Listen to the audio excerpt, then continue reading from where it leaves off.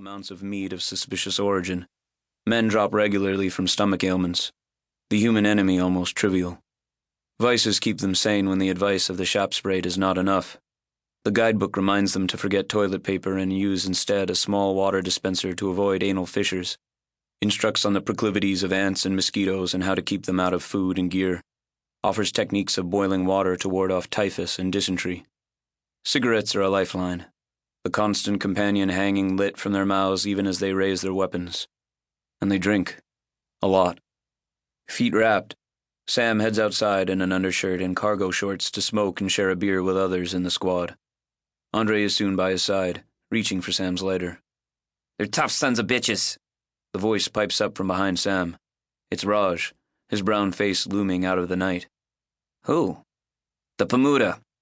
Raj jumps onto a barrel and rests his lean frame against the shack behind him. A bottle dangles from his hand, a cigarette from his lips, his dark eyes glittering. He's part of the Canil squad stationed nearby, Indo-European soldiers in the Dutch colonial army. Their clothing and attitudes, skin and song mixed up after 200 years of their ancestors pretending not to love each other. Housed separately, the Indo eat at their own end of the canteen and have little to do with Sam and his full-blooded Tatak friends until they are thrown together on patrol. What does he know? Andre nudges Sam in the ribs. "I know they torched my family's printing business here in Surabaya in '45. Raj barks with contempt. "And for good measure, they tortured and killed anyone who worked for my father. Most of them locals." Sam recalls the newspaper reports. British soldiers liberating local populations from Japanese camps only to be horrified at the violence the Javanese inflicted on each other in their rush to fill the power vacuum. Raj puffs smoke lazily into the air, but his voice is pained. "They kill their own as easily as they'll kill you." "Jesus." The men scuff the ground with their toes or look toward the harbor.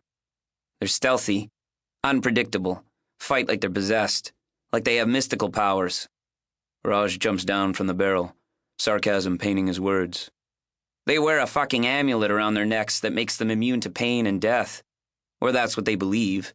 What the villagers believe. They call them Jagos. Fighting cocks." He stumbles to the center of the group and struts about, flapping his arms in a drunken dance. Sam holds up his hand, laughing. "Enough already, you'll scare the boys." "They should be scared," Raj snarls, his eyes whirling across them. "You white boys don't know shit. Coming here, thinking you're gonna fight these animals in your short pants and berets, and with your good intentions." He raises mocking eyebrows. "Well, you half-breeds weren't doing it by yourself, now were you, dumbass?"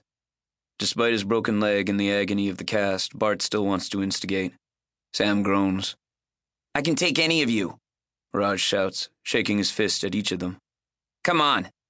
His friends slowly gather behind him. The blue-eyed Dutch stand behind Bart, who waves his crutch at Raj. This is absurd.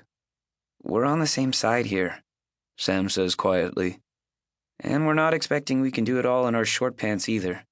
It's the tanks and artillery that will run them over." "Yeah, and then they die." Raj's tone is withering. "And become heroes of the revolution." He says the last with a flourish of his hand. Everyone laughing. The tension broken. Sam turns and walks back to barracks and to bed. So many evenings turn into drunken brawls. Men trying to settle scores that never change anyone's mind anyway.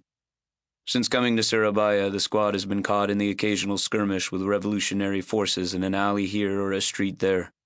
But since he left home, Sam feels he's accomplished nothing. Worse, there are reports of protests in Amsterdam condemning Dutch action in the East Indies. Condemning him. And now Raj's indestructible Jago. Sam wants to dismiss the native superstition for what it is.